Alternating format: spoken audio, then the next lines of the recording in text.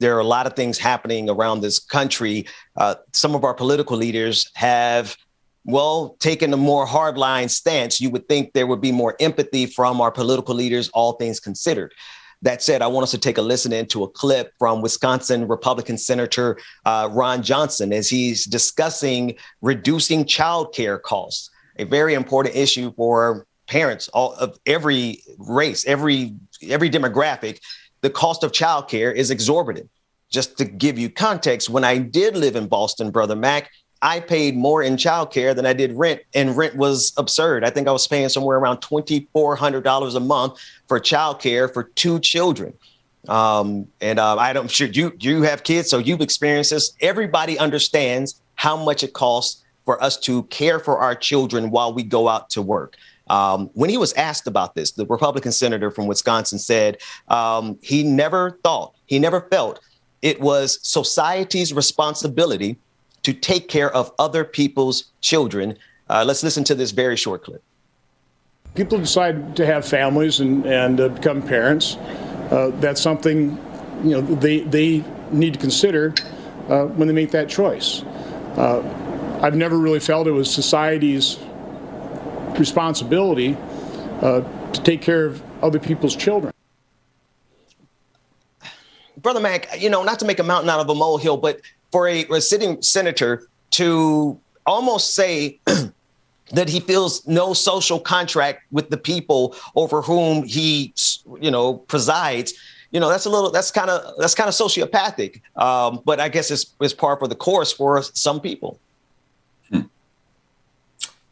Ben, do you know how much the United States spent in 2020 on its military? Somewhere around 250 billion? You way off, Ben. Almost $767 billion. Billion. Oh, I was off by half a trillion. Okay. $766.68 billion is what we spent on U.S. military. In 1 year. We don't spend a fraction of that for education. And as much as people want to talk about how important and how valuable our children are, we don't come even close to that. So to hear him say that just speaks to just how out of touch he is. And most folks, when they get into positions of power like that, I really don't have an explanation for it. I do not. Well, I think what it is, I feel like a lot of people, a lot of our leaders, to be specific, I'm noticing a language shift. There was a time when there was this thing. Do you remember the compassionate conservative? Now, I always knew that was BS, but at least they tried. Back with George W. Bush, they tried to pretend as if there was a train of thought in conservative ideology that was compassionate. Now it's more like, too bad. Hit the bricks. You're on your own. Survive. We don't owe you anything, even though it's tax season and all of us are writing checks to the government, or they've already taken the money from us. So what is it when the leaders who extract money from the people now all of a sudden say, well, I don't really feel like we have a responsibility? Then you just stole our money, Senator Johnson. This system literally just robbed us if it's not going to give us something back for what you took from us. Ben, what do you think, Brother Man? There has been a new era ushered in on the ugliness of politics. And again, I can't help but look at one individual who ushered this in, because never in my wildest dreams would I have thought that based on the history of -45, that Trump would have been elected president.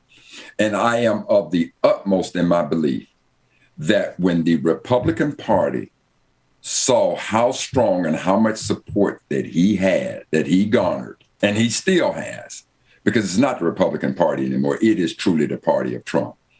They all decided the hell with the playbook, and now we can say whatever it is we want to say. Because even if the one party or the other was against a situation, they still found some diplomatic way to say it.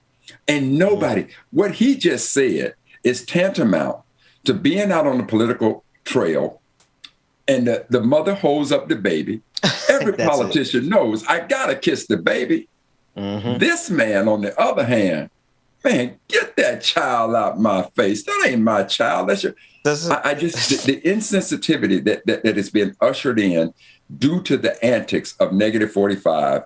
I don't know how we ever get back to a level of, let's call it diplomacy, if you will. But I don't know how. I just think it gets far more ugly as we proceed. Yeah, until voters speak up and say we're tired of that nonsense. That's well, and then that's what that's the other side of their equation, right? So they're coming out with this belligerent, they're riding on the wave of Donald Trump without question. They're riding on the new revelation that they have. What they learned when Donald Trump became president was that they can get away with anything and go all the way to the White House. They can march up the steps of the Capitol on January 6th and not be held accountable. Now, if you tell somebody they had that much freedom, what do you think they're going to do next time? They're going to do it again. They're going to try it again. But I digress.